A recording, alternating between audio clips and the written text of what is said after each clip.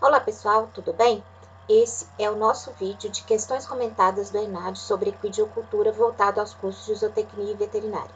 Eu sou a professora Neide e se você puder, nos siga também lá no Instagram, no @neide.judite. Faz parte do nosso projeto de extensão e nos deem essa força como material de ensino para estudantes de zootecnia e veterinária.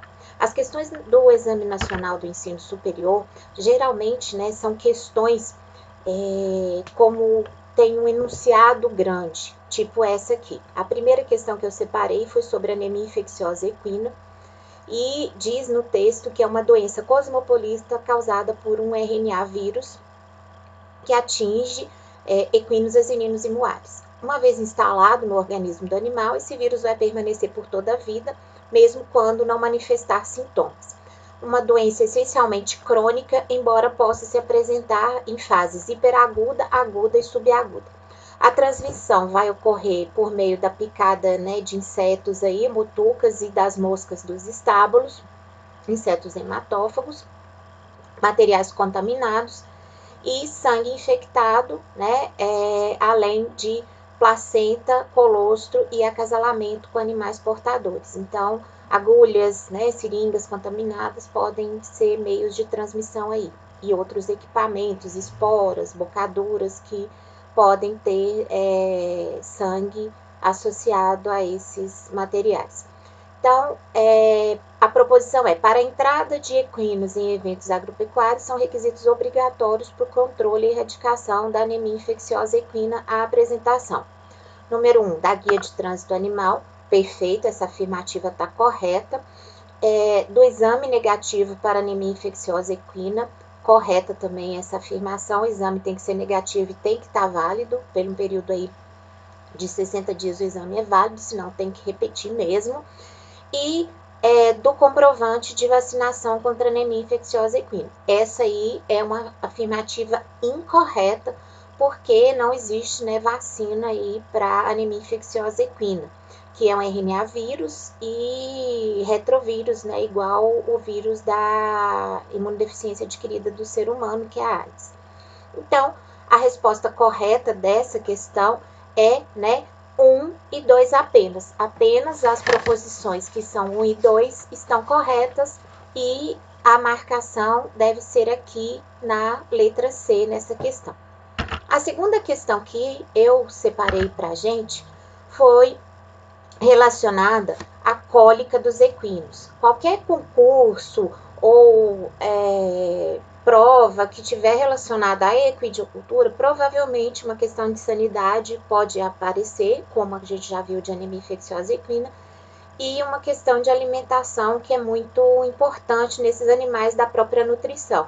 E relacionado aos problemas causados por erros de manejo aí geral, vamos dizer assim, a cólica é um caso bem frequente. Então, está colocado aqui na questão, a cólica em equinos é uma das mais frequentes causas de óbito, principalmente em animais mantidos estabulados. Entre os fatores predisponentes à ocorrência inclui-se mudanças bruscas na dieta, excesso de amido nessa dieta, arraçoamento após longo período de jejum, uso de ingredientes de má qualidade, entre outros.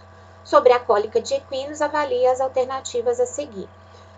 Número 1, o fornecimento de concentrado em coxos coletivos vai se constituir fator predisponente à ocorrência de cólica, recomendando-se o arraçoamento individual. Sim, essa afirmativa está correta, porque sempre tem dominância, relação de dominância ali, alguns animais podem chegar primeiro e bater nos outros e comer muito mais, então sempre vai ter problemas aí. Certo equino, alimentação individualmente para que não ocorram esses problemas.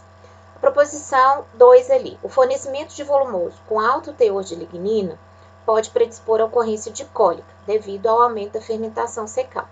Se o alimento está com alto conteúdo de lignina, provavelmente, 99,99% dos casos, vai ter uma fibra alta e de qualidade ruim. E isso vai acontecer o quê? A fermentação dos carboidratos estruturais vai acontecer no seco. Então, essa afirmativa também está correta. Volumosos com alto teor de lignina predispõe à cólica porque aumenta a fermentação secal. O número 3. Devido à alta demanda energética após o exercício, recomenda-se o pronto fornecimento à vontade, que é essa expressão ad libitum, de dieta de alta energia no intuito de evitar o catabolismo muscular e a cólica. Enfim, por mais que o animal esteja fazendo exercício, ele precisa de uma nutrição adequada, o pronto fornecimento à vontade para evitar catabolismo muscular e cólica está errado, né? Após o exercício, a gente tem que ter uma ingestão controlada de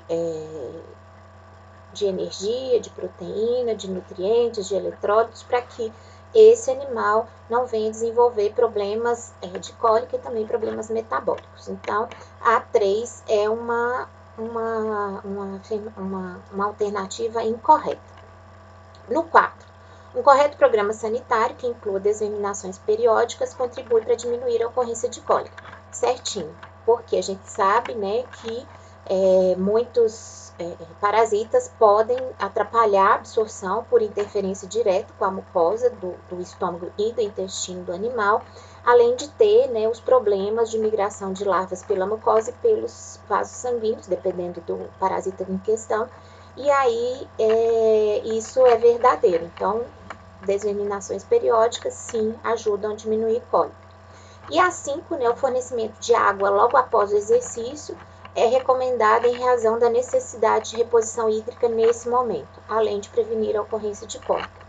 Nem sempre, né, na maioria das vezes, exercícios de atletas, a gente não recomenda a reposição hídrica total nesse momento, porque o animal está de estômago vazio, principalmente quando a água, né, não estiver na temperatura adequada, pode sim predispor o animal à cólica. Então, a ingestão é controlada num primeiro momento após o exercício, para depois a gente conseguir fazer uma reposição hídrica com um pouco mais de cautela aí nas primeiras horinhas aí após o exercício.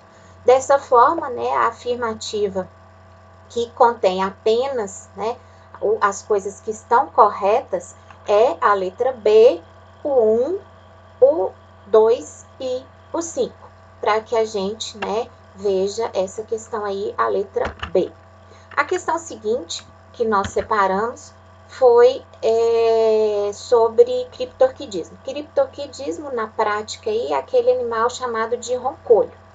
E é dito assim: o criptorquidismo em equinos é uma anomalia de etiologia multifatorial relativamente comum. Acredita-se que seja hereditária em muitas espécies de mamíferos, como suínos, caninos, caprinos, ovinos e equinos.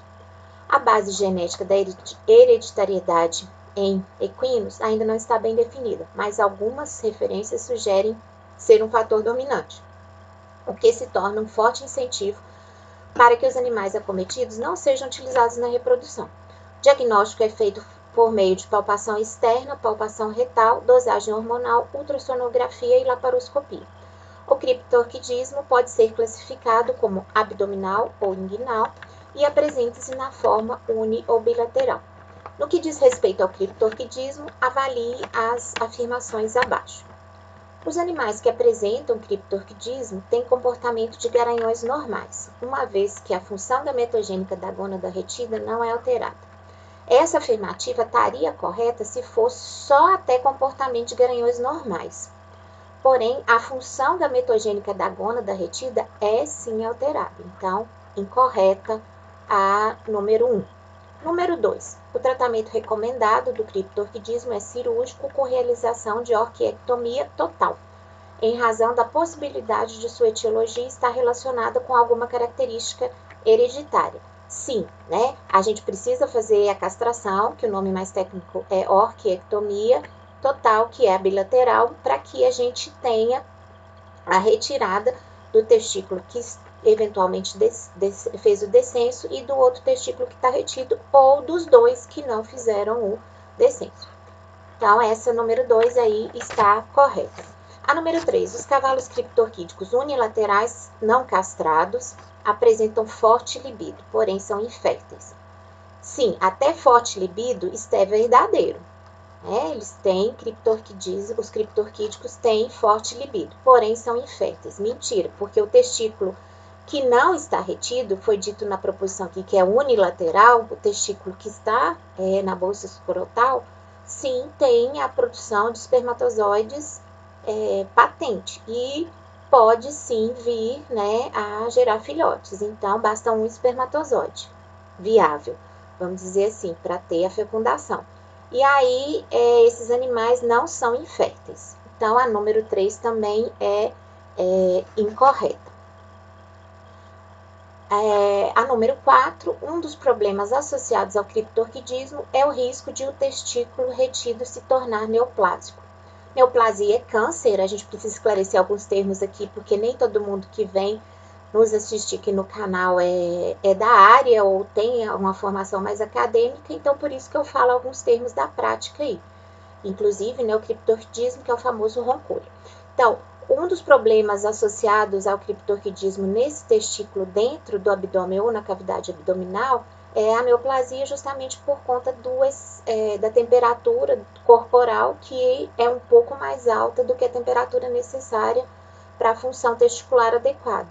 E aí, esse testículo que fica dentro do abdômen, sim, pode se tornar uma forma, né, de induzir ao câncer esse excesso aí de temperatura. Desculpa, então esse número 4 aí também está correto. A número 5, o descenso testicular nos animais ocorre em razão de mecanismos de natureza complexa, em que se destaca a ação da testosterona na abertura do canal inguinal. Sim, ainda nem todos os mecanismos para acontecer esse descenso testicular foram esclarecidos na literatura, é verdade, mas a testosterona tem papel fundamental no descenso testicular, a produção do hormônio masculino. Nesse caso, então, a alternativa certa é que 2, né, é correto apenas o que se afirma em 2, em 4 e 5, ou seja, a letra D é a alternativa que nós temos que marcar nessa questão, porque, né, eles têm comportamento de garanhões, tendo função espermática retida na gônada retida alterada, tem um comportamento, né, são férteis, os que não são castrados, e o descenso testicular é considerado de natureza complexa, governado pela testosterona, e tem que fazer a castração justamente porque o testículo retido pode se tornar cancerígeno na cavidade abdominal. Enfim, a nossa última questão de hoje está relacionada também à sanidade, que fala sobre a doença, né, causada por Burkholderia malei, que é o mormo. A proposição é uma enfermidade infectocontagiosa que acomete especialmente equídeos, com letalidade aproximada de 95%. A doença é transmitida ao homem pelo contato direto com animais infectados. Nos equídeos é transmitida por ingestão de alimentos ou água contaminados ou provavelmente por meio de secreções das vias respiratórias ou lesões cutâneas ulceradas a partir do contato com animais portadores. A vigilância e o controle de mormo em equídeos estão normatizados pelo MAPA por meio da instrução número 24 de 2004 e pelo Ministério da Saúde por meio da portaria 5 de 2006, que normatiza as doenças de notificação obrigatória e agravos inusitados, além de epizootias em animais que coloquem em risco a saúde da população. O controle do mormo, referido no texto anterior, baseia-se em 1. Eliminação dos animais positivos a partir do teste de fixação do complemento e contraprova laboratorial positiva, que é a malenização. Sim, é feito um exame de triagem, se o animal no exame de triagem der positivo, é feita a contraprova. Então, essa afirmativa está correta. Número 2. Impedimento do trânsito interestadual de animais provenientes de áreas endêmicas, mesmo com prova sorológica negativa. Não, a proposição é incorreta, porque se o animal, mesmo que esteja em área endêmica, estiver com sorologia negativa, ele pode sim ser transportado. Número 3. Quarentena e interdição de fazendas com animais contaminados, com eutanásia de todos os animais positivos na malenização. Sim, A fazenda ou áreas que tiver animais positivos, esses animais vão ser submetidos ao teste de triagem, depois a prova de maneirização para fazer a comprovação da contraprova laboratorial e vai existir a interdição dessas fazendas até a identificação dos animais e a eutanásia. Por que é feita a eutanásia nesses animais? Porque o risco do ser humano é muito grande de contaminação, é uma zoonose, e mesmo no ser humano existem poucas opções farmacológicas para tratamento de mormo. Então, a letalidade é alta também no ser humano e ainda é um risco muito grande. Então, essa 3 aí tá correta. Na 4, a excisão cirúrgica dos linfonodos afetados nos animais positivos, associada ao tratamento com penicilina benzatina durante 6 meses, até que se apresentem negativos na sorologia. Como eu disse, né, essa aí já tá de cara, a gente pode descartar, porque tá incorreto. Nós não vamos ter viabilidade econômica nesse tratamento por 6 meses e aquele animal ainda permanece, né, como possível fonte de transmissão, inclusive para o ser humano. Então, essa número 4 aí está incorreta. Então, é correto apenas o que se afirma em 1, a proposição 1, né, prova de fixação e contraprova laboratorial de malenização, e 3, que é a letra B aqui, porque tem quarentena, interdição das fazendas com animais contaminados e a eutanásia de todos os animais positivos na contraprova de malenização. Bom, pessoal, são essas as questões que eu separei dos ENADs de veterinária e zootecnia dos últimos anos relacionados à equidicultura. Gostaria de agradecer muito a vocês que estão aqui nesse canal. Se você gostou, se ficou até aqui, curte, comenta, compartilha. A gente vai ter todo o prazer de responder as dúvidas de vocês. Se precisar, a gente está disponível também no e-mail, neidejudite@hotmail.com, e lá no Instagram, @neide.judite. Nos vemos no próximo vídeo. Grande abraço para vocês e até a próxima!